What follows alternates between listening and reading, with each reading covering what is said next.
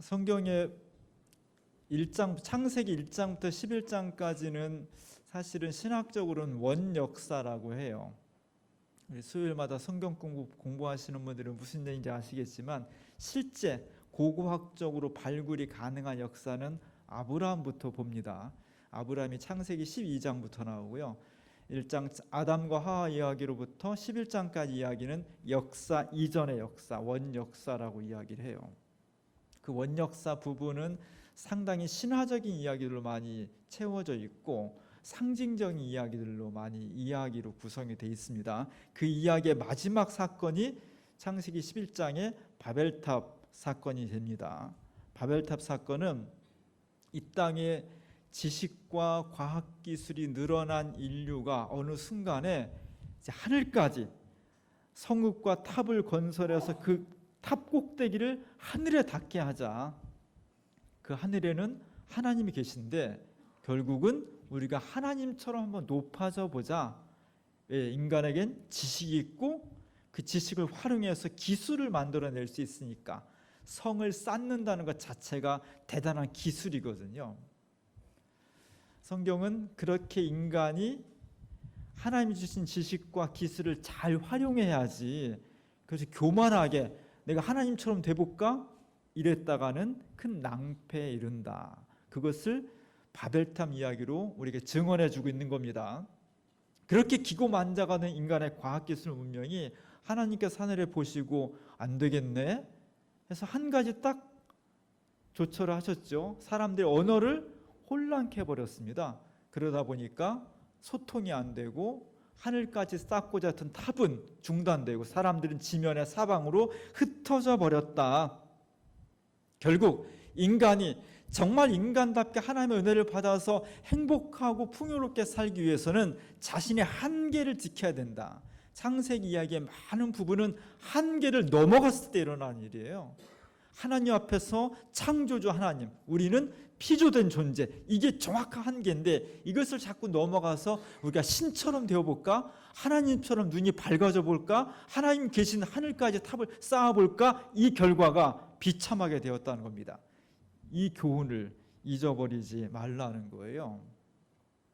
오늘 우리 사회가 19세기 이후로 엄청난 산업혁명 시대를 살고 있습니다. 그 전까지는 사람의 과학기술 문명이 자연에 근거했습니다. 자연을 관찰하고 자연을 이용하고. 그런데 산업혁명을 통해서 획기적인 변화가 일어났는데 그것은 기계를 만들어낼 수 있다는 거죠.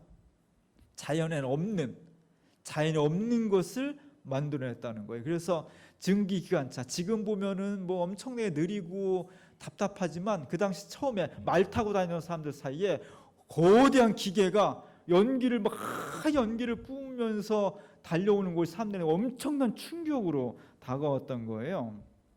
그런 산업혁명 이후에 한 200년 되는 시기에 사람들이 맞이한 오늘의 시기는 환경이 엄청나게 오염이 됐다는 겁니다. 그전엔 그래도 자연을 만들어서 자연으로 돌아갈 수 있는 요소였는데 이제는 석유, 철강, 반도체 뭐 이런 걸 통해서 자연으로 해소되지 않는 물건들이 우리 주변을 쌓고 있습니다. 그러다 보니까 지구가 점점 더워지고 있죠. 북극의 빙하가 녹는다는 거잖아요. 엄청나게 아름다운 별, 초록별, 지구별이라는 이 생태계가 무너지고 있는 겁니다. 그래서 아이슬란드에 보면은 빙하가 있는데 아이슬란드에 그 빙하가 50년 만에 20분의 1로 축소되었다는 거죠. 하얀 게 얼음덩어리인데 그게 거의 지금 남아있지 않게 되었다는 거고요. 우리나라도 어디에 링링이 지나갔지만 그래도 다행히 사람 인명피해나 비는 머금지 않아서 바람은 엄청나게 셌지만 덜했습니다. 며칠 전에 카리브해에서 허리케인이 바하마 나라와 미국을 강타했죠. 엄청난 사람들이 죽었고 많은 그 재산 피해가 났습니다. 가뭄과 폭풍, 폭우 이런 것들이 지구촌을 강타하고 있습니다. 최근에 화제가 되고 있는 것은 정말 깊은 우려가 되고 있는 것은 아마존 지역의 산불이 계속해서 일어나고 있다는 거죠. 아마존은 브라질에 있는 큰 강숲인데 우림이에요. 엄청난 숲입니다. 저기서 생산하는 산소가 지구 전체의 산소를 공급한다고 해서 저곳을 지구의 허파라고 부르죠. 근데 저기 불이 났다는 거예요. 불이 뭐 가끔 나죠. 근데 올해만 벌써 8만 건 정도가 났다는 거예요. 작년에 비하면 80%가 증가한 숫자예요. 8월 달에 그 불난 면적만 따지면 축구장 420만 개가 없어졌다는 거예요. 저게 왜 중요하냐? 한번 없어진 숲은 비가 내리지 않고 메마르게 돼서 생산을 하지 못하는 겁니다. 불이 왜 났겠어요? 번개치고 가물어서 난 거라면 어쩔 수 없죠. 근데 대부분의 불이 난 것이 사람들이 일부러 방화를 한다는 거예요. 왜냐하면 숲에서 얻는 이익보다 저 숲을 망가뜨려서 거기다가 소를 키우면 그 소고기를 팔아서 남는 이익이 훨씬 많기 때문에 일부러 불을 논다는 거예요. 그래서 지구는 점점 산소가 희박해져가는 그런 세상을 살고 있는 겁니다. 왜 소고기를 파냐? 우리가 소고기를 많이 먹기 때문이죠. 비싼 돈을 치르서라도 고기를 많이 먹고 있기 때문에 지구의 허파인 아마존 광이 없어지는 거예요. 우리가 직접 아마존에 가서 불을 내고 물림을 없애는 건 아니지만 우리는 지구 반대편에서 아마존의 숲이 없어지고 지구의 허파가 망가지는 것을 간접적으로 그 죄의 범죄에 참여하고 있다는 거예요. 무서운 징조들이 인류 생태계 전체를 공멸시킬 수 있는 무서운 징조들이 북극에서부터 남극까지, 아시아에서부터 남미, 아프리카까지 곳곳에서 일어나고 있다는 겁니다. 이게 대단히 중요한 거예요. 그래서 오늘 마가복음 말씀에 보면 해가 어두워지며 달이 빛을 내지 아니할 거다. 이미 우리는 다 잊어버렸죠. 작년 겨울 봄 사이에 얼마나 미세먼지가 우리를 침략해 왔는지를 우린 참 쉽게 잊어버려요. 근데 곧 다가옵니다. 저게 작년 11월 달 사진이니까, 서울 사진이니까 12월부터 3월 달까지가 한반도의 미세먼지가 가장 극심할 때예요. 대낮인데도 해가 안 보여요. 달을 잘 볼 수가 없습니다. 이 마가복음의 말씀이 미세먼지를 가리켜서 얘기한 건 아니지만 이 말씀과 맞아 떨어지는 것 같아요. 해가 빛을 잃고 달이 빛을 잃는 거예요. 그 세상을 우리가 살고 있는 거예요. 그것이 이 마가의 묵시록, 하나님께서 심판하시는 지구가 멸망할지도 모른다는 무서운 징조 앞에 우리가 서 있는 겁니다. 미세먼지가 얼만큼 무서우냐? 시카고대 에너지정책연구소에서 사람이 수명을 단축시키는 여러 가지 요소를 발표했어요. 그 중에 첫 번째가 미세먼지예요. 미세먼지를 많이 마시면 사람이 오래 살지 못하고 일찍 죽는다는 거예요. 19세기 이후로 산업혁명을 통해서 만들어진 수많은 공해 물질 요소가 무서운 것은 다른 것은 그냥 자연적으로 썩고 분해가 돼요. 석유에서 뽑아낸 것, 철에서 뽑아낸 것, 인공적으로 만드는 화학물질 이런 것들은요 해소가 안 된다는 거예요. 핵발전소가 무서운 것은 핵물질을 쓰고 나면 핵폐기물을 처리할 방법이 없다는 거예요. 그 무서운 독성을 그리고 우리가 지금 호흡하고 만지고 피부에 묻히면서 살아가고 있다는 겁니다. 이것이 해결되지 않으면 오늘 마가복음에 있는 무서운 징조가 곧 죽음의 결과로 우리에게 다가오고 있다는 거예요.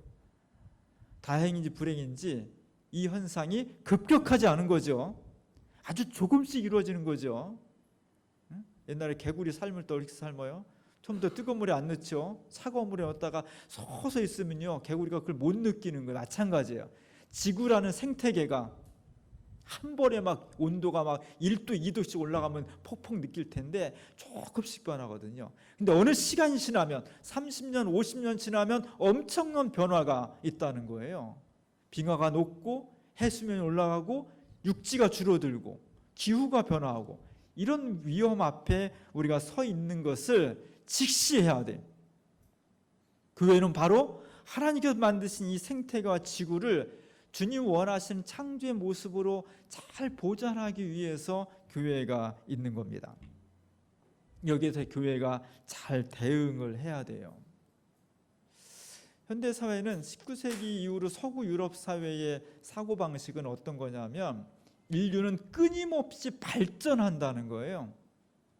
과학이 발전하고 지식이 발전하면서 그 과정에 문제도 있지만 반드시 인간은 이 문제점들을 다 극복하고 해결해서 과학 기술의 이름으로 해결해가지고 인간 세계는 조금 높고 낮음이 있겠지만 계속해서 발전한다. 이 발전 사관이라는 게 무서운 거예요. 자본주의도 그렇고 사회주의도 마찬가지예요. 인류는 끊임없이 발전한다는 낙관론에 근거하고 있는 거예요. 교회는 뭘 말해야 되느냐? 바벨탑을 쌓았던 사람들 낙관주의자들이죠. 하늘 끝까지 탑을 쌓아보자. 그러면 하나님 끝까지 우리가 닿을 것이다. 우리의 지식과 기술은 발전할 것이고 우리는 행복할 것이고 우리는 세상을 지배할 수 있을 것이라는 낙관론이잖아요. 현대 과학기술 문명의 진보든 보수든 모든 것은 다 낙관론에 근거했습니다. 여기에 대해서 교회는 뭘 해야 되느냐? 낙관론이 가지고 있는 근거 없는 그 위험성을 끊임없이 경고해 줘야 돼요. 그게 예언자예요. 우리가 미가 예언자나 아모스 예언자나 그 예언자들이 시대를 향해서 외치는 겁니다. 그게 얼마나 어렵겠어요. 노아가 햇볕 쨍쨍 찌고 아무 문제 없이 떵떵거리며 사는 그 시기에 산에 올라가서 방주를 줬잖아요.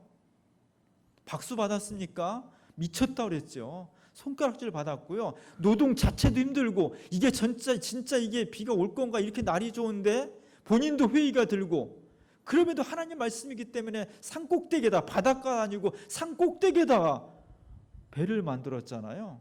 그 가족들은 얼마나 힘들었겠습니까? 교회는 이런 고난의 길이에요. 시대의 흐름에 역행하는 부분이 있는 거예요. 모두가 다 낙관할 때, 모두가 다 과학기술, 인간의 기술을 신뢰할 때 인간이 가지고 있는 하나님 없는 지식과 기술이 얼마나 위험한가를 증언해야 돼. 소리쳐야 돼. 미친놈처럼 소리쳐야 돼. 그러다 보면 따귀도 맞고요. 침배침도 당하고 돌파멸도 당하는 거예요. 그래서 예언자들이 힘들었던 거예요. 고독했던 거예요. 눈물 흘렸던 거고요. 죽고 싶었던 거예요. 교회가 그 길을 가야 되는 겁니다. 이게 운명이에요. 우리가 하나님을 창조 질서를 믿는 신앙의 운명이에요. 그걸 받아들이는 것이 신앙입니다. 우리가 사람들과 이런 이야기를 많이 해야 돼요. 그리고 우리 사회는, 우리 세상은 내게만 주어진 것이 아니라 우리 다음 세대에 물려줘야 될 중요한 하나님의 축복이라는 것을 반드시 기억해야 돼요. 우리가 친구들하고 이런 얘기할 때 우리가 정말 세상이 위험해졌어. 빙하도 녹아내리고 핵발전소, 플라스틱, 미세먼지 너무너무 두려워. 어찌하면 좋을까? 우리가 좀 정신 차리고 살아야 되지 않을까? 이렇게 진지하게 말을 하면 꼭 친구 중에 한 놈이 이렇게 말하는 놈이 있어. 괜찮아. 우리 죽을 때까지는 괜찮아. 우리 죽을 때까지는 안 망해. 이렇게 말한다고. 그런 사람은 친구 끊으세요.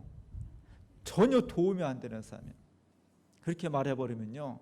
반 농담적으로 말했는데 또 죽기 살기로 진작에 대들어도 대화가 잘 안 되고 그냥 예의가 무산돼 버리는 거예요. 반은 농담이지만 진짜 그런 사고방식을 가지고 있으면 그건 진짜 비기독교적인 거, 비양심적인 거예요. 우리가 이런 세상을 누릴 수 있는 것은 우리 선조들이 이 세상을 이렇게 잘 갖고서 이렇게 주었기 때문인데 그것은 다시 말하면 우리 자식, 우리 그 다음 자식들한테 이 세상을 아름답게 물려줄 책임이 있는 거예요. 그게 관리자예요. 인류가 만물의 영장이라는 것은 무조건 지배하고 파괴하라는 것이 아니라 하나님의 형상대로 지음받았다는 것은 주님이 만드신 창조 세계를 잘 보호하라는 거예요. 관리자예요. 우리는 소유자가 아니라 관리자예요. 나만 잘 살고 내 자식과 그 손주 때 가서는 지구가 멸망해도 괜찮다는 거예요. 그건 정말 그런 얘기는 농담이라도 하지 말아야 돼. 우리에게 주어진 책임을 잘 감당해야 됩니다. 그 사명을 감당하는 것이 어려워요. 그래서 사도 바울도 고린도 후서 4장 1절에 보면 이와 같이 우리가 하나님의 자비하심을 힘입어서 이 직분을 맡았으므로 우리는 낙심하지 않습니다. 사도 바울이 왜 이런 얘기 했겠어요? 희망이 가득 차고 맨날 좋은 일만 생기고 계획했던 대로 착착 되는데 낙심하지 않습니다. 그렇게 하겠어요? 정말 그만두고 싶은 낙심해야 될 상황이 엄청나게 많았던 거죠. 수많은 사람이 그 길을 포기했고 사도의 역할을 그만둬 버렸고 하나님 부정해 버렸고 이런 상황이 있었기 때문에 실망과 분노와 억울함이 막 삶에 막 몰려왔기 때문에 그걸 이겨내기 위해서 우리는 낙심하지 않습니다. 나는 절대로 낙심하지 않아. 나는 희망을 가지고 있어. 몸부림치는 거예요. 교회가 우리에게 주어진 하나님의 사명을 감당하기 위해서는 예언자의 길처럼, 미가 예언자의 길처럼, 오늘 사도 바울의 길처럼 수많은 조롱과 핍박과 그리고 스스로의 낙심과 싸워야 되는 거예요. 그 길을 가는 것이 교회의 운명입니다. 우리 교회가 이 믿음을, 이 사명을 우리의 믿음으로, 우리의 운명으로 받아들였으면 좋겠습니다. 동시에 개인이 실천해야 될 사항들이 있어요. 세계교회는 오래전부터 세계교회협의회, WCC 세계교회협의회가 개신교와 성공회와 정교회까지 다 아우르는 6억 명 정도를 대표하는 기관이에요. 로마 캐톨릭은 한 11억, 12억 정도 됩니다. 세계 전체에. 개신교는 WCC가 대표하고 있는데 세계 전체가 얼마나 많은 문제가 있겠어요. 우리나라 70년대, 80년대 민주화, 인권, 통일 이거 다 WCC가 도와준 거예요. 노동 문제, 전교조, 환경 문제 다 WCC가 도와준 거예요. 우리 교회도 WCC 속해 있는 독일 교회의 도움을 받은 거예요. 수많은 아프리카, 북미, 아시아 수많은 과제들 중에서 오래전부터 WCC 세계교회협의회가 중요한 선교 과제로 잡고 있는 것 중에 하나가 기후변화의 문제예요. 기후변화의 문제를 끊임없이 연구하고 활동합니다. 그래서 WCC는 유엔이나 아니면 미국이나 여러 각국 정부를 상대로 기후변화를 위해서 각국 나라가 탄소를 줄이고 유엔 헌장을 준수하고 생태계를 보호하기 위해서 노력해야 된다고 정부를 상대로 그리고 세계 교회의 여러 교인들을 상대로 호소하고 있는 거예요. 세계 교회가 주장하는 이야기를 기후 정의라고 말을 합니다. 기후 변화가 왜 중요하냐? 오염, 환경 문제는 무슨 공기 오염, 수질 오염, 토양 오염, 핵 문제, 온도 상승하는 거, 여러 가지 환경 문제가 있죠. 그거 다 모으면 어디에 수렴되냐? 기후변화로 수렴되는 거예요. 기후변화는 주제가 환경 문제의 가장 큰 주제예요. 가장 광범위한 문제예요. 그리고 기후는 지구의 기후가 변하는 건데 지금 목적이 1.5도 이상 변하지 않도록 하는 게 목적이거든요. 1.5도가 변하면요 별거 아닌 것 같지만 지구 전체에 엄청난 변화가 오는 거예요. 우리 생활 자체가 변하는 거예요. 그래서 기후변화에 우리 굉장히 노력을 해야 돼요. 이걸 막아내기 위해서 어떻게 해야 되느냐. 오늘 제가 주보 그림에 우리 앞의 미래에 두 가지 딱 상반되는 모습을 그렸습니다. 왼쪽은 생명 없는 나무죠. 사람 얼굴로 있는데 쌍쌍한 가지만 남아 있습니다. 왜 그랬어요? 그 왼편에 보면 공장에서 그냥 연기를 매연을 끊임없이 뽑아내잖아요. 그 옆에 핵 발전소 있습니다. 해소가 안 되는 거예요. 해결이 안 되는 거예요. 그 앞에는 쓰레기 봉투에 그냥 엄청난 쓰레기들이 모아져 있고요. 콘크리트가 개발된 것 때문에 너무 쉽게, 너무 빨리 건축하고 너무 빨리 폐기해버려요. 다 어디다 버립니까? 타이어 어디다 버려요? 다 우리들 아스팔트에 여러분 있는 벽, 콘크리트 속에 다 타이어 들어가 있는 거잖아요. 이런 세계가 삶 전체를 황폐하게 만들고 결국은 죽음으로 몰고 간다는 거예요. 한 번에 죽는 것이 아니라 서서히 가고 있는 거 우리 지금. 저기를 갈 것이냐 아니면 오른편은 정반대죠. 생명이 가득 찬 나무입니다. 저곳에 성경 말씀대로 수많은 새들이 깃들고 벌레와 곤충이 살겠죠. 저렇게 나무가 푸를 수 있는 것은 밑에 지하수가 풍성하게 흘러서 수분을 충분히 공급하기 때문이죠. 나무가 한 그루만 있는 것이 아니라 저 반대편에 숲을 이루고 있습니다. 모든 게 생명이 충만한 거예요. 그리고 하늘이 맑고 파랗고 이쪽 하늘은 시커멓죠. 앞으로는 방독면 쓰고 다녀야 될지 몰라요. 이쪽 하늘은 푸른 하늘에 흰 구름이 노래 가사처럼 떠다니고 있잖아요. 그리고 결정적인 것은 무지개가 있습니다. 약속의 무지개. 다시는 심판하지 않을 것이고 진짜 낙관론. 하나님 없는 낙관론은 가짜 낙관론이고요.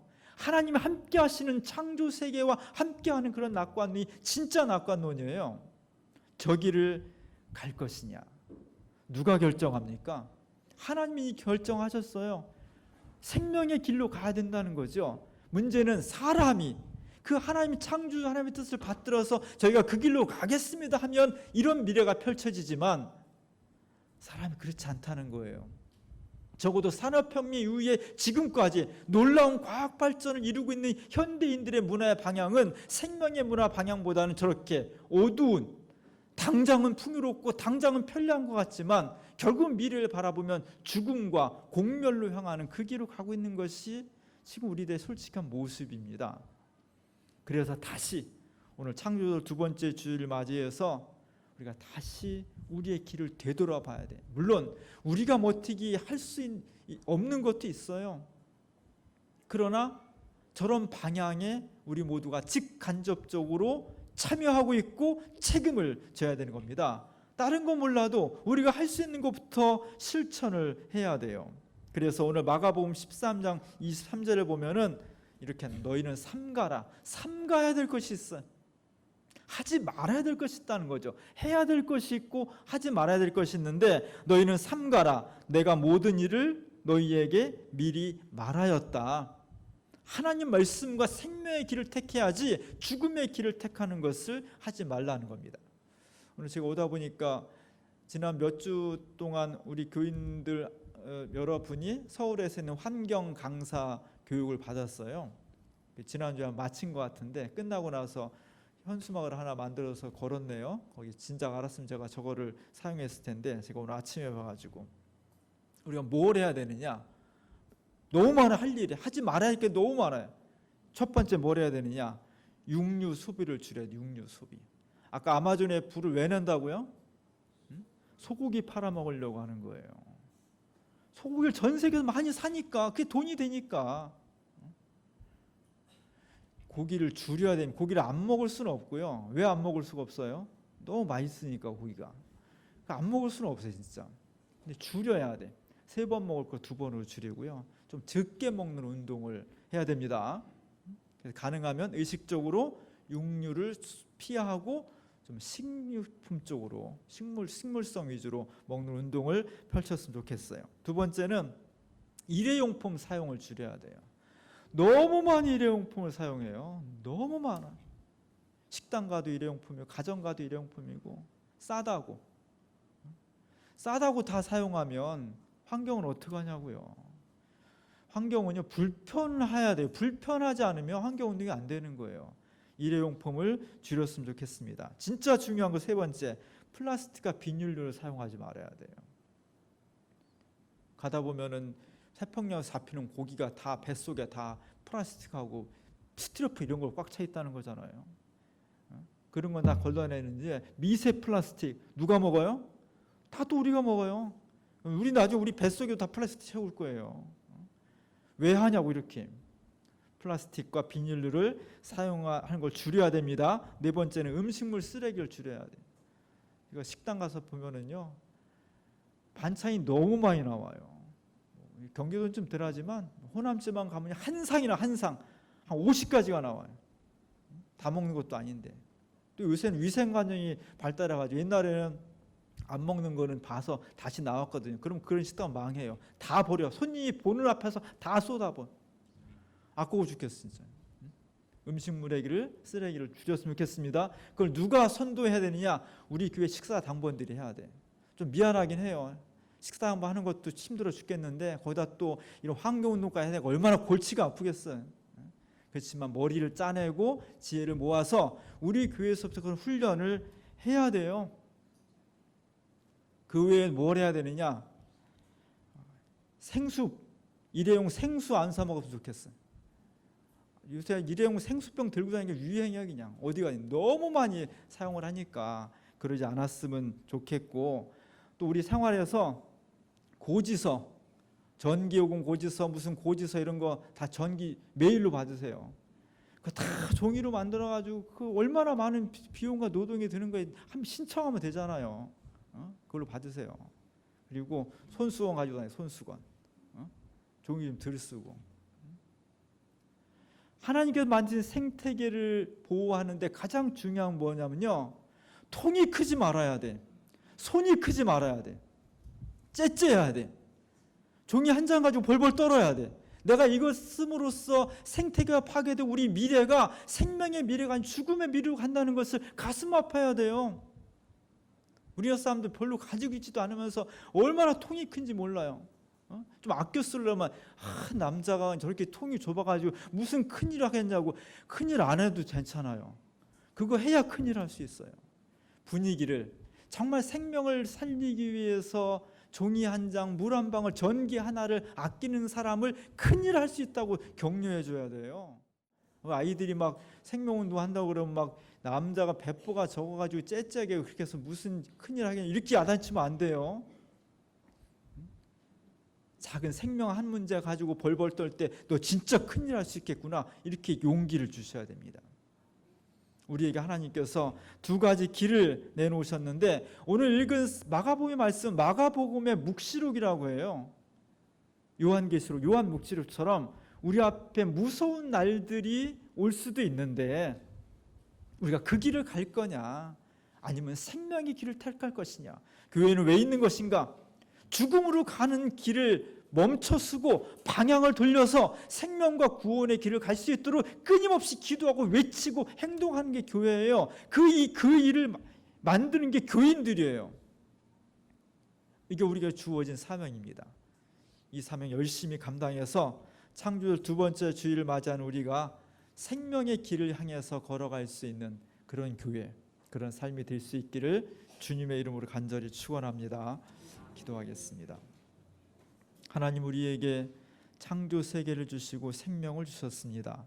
잘 가꾸고 보존해서 하나님 창조의 영광을 드러내고 우리 후손들에게 더 좋은 세상을 물려주어야 되지만 우리의 욕심 때문에, 우리의 쾌락 때문에, 우리의 편리함 때문에, 우리의 귀찮음 때문에 세상을 점점 파괴하고 있습니다. 주여, 우리를 긍휼히 여기셔서 삼가할 것을 삼가하게 하시고 불행한 미래가 아니라 생명의 미래를 향해서 땀 흘리고 기도하고 외치고 행동할 수 있는 우리가 될 수 있도록 도와주옵소서. 예수님의 이름으로 간절히 기도합니다.